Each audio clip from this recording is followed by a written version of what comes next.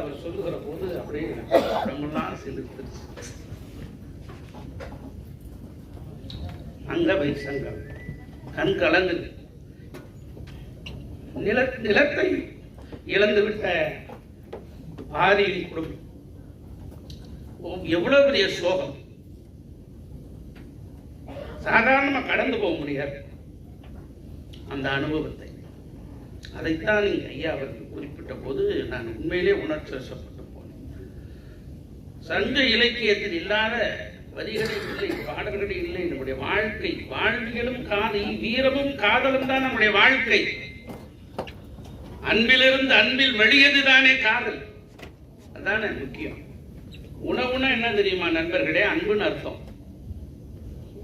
நான் ஒரு வீட்டுக்கு சாப்பிட போனேன். சாப்பிட்டுட்டு வழி அனுப்ப வந்தான் மாப்பிள்ள. நான்